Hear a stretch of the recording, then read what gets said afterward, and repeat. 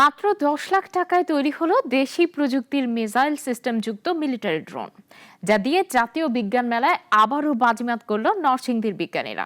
এবার তারা তৈরি করেছেন ক্ষেপণাস্ত্র সজ্জিত ড্রোন। দেশে তৈরি এই প্রযুক্তি রীতিমতো চমকে দিয়েছে বিচারকদের। শাওন খন্দকার শাহিনের রিপোর্ট, জানাচ্ছেন সিরাজুমনের শুভ।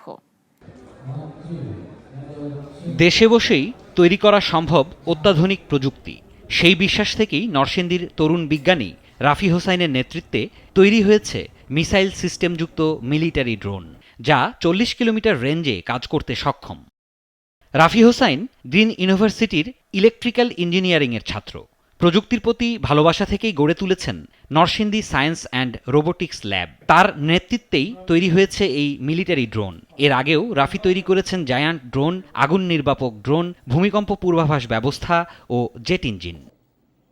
এই উদ্ভাবনকে অভিনন্দন জানিয়েছেন সরকারের উপদেষ্টা সহ বিশিষ্টজনরা। অরিজিনাল যে বিমানগুলো আছে সেগুলাতে যে ইঞ্জিন ব্যবহার করা হয়, আমরা সেই টাইপের ইঞ্জিনগুলোকে আমরা আনম্যান্ড এরিয়াল ভেহিকল যেগুলো আছে, অর্থাৎ ড্রোন, যেগুলো মানুষবিহীন ড্রোন উড়ে, সেগুলোতে ইউজ করার পারপাসে আমাদের এই ইঞ্জিনটা বানানো। অনেক প্রকল্প গভর্নমেন্টের কাছে গেলেও এক্সিকিউট করা হয় না। বিদেশ থেকে তথ্য প্রযুক্তির নির্ভরতা কমিয়ে আমাদের নিজস্ব প্রযুক্তির মাধ্যমে দেশের সকল সমস্যা সমাধান করা সম্ভব হবে। আমাদের উপর ভরসা করে তারা আমাদেরকে দায়িত্বটা দিবে, আমরা সবকিছু মিলিয়ে ছিলিয়ে কিন্তু শেষমেশ ওরা যেটা চায় সেটা করে দেবে। প্রশাসন সবসময় তার পাশে থাকবে বলে জানিয়েছেন জেলা প্রশাসক।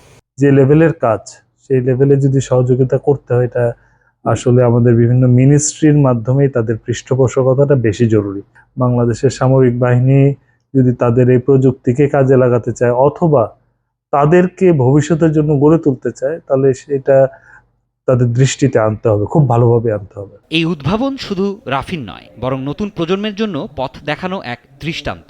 সরকারি সহায়তা পেলে এই ড্রোন আরও আধুনিক করা সম্ভব বলে জানান উদ্ভাবক। সিরাজুম মনির শুভ, নাগরিক।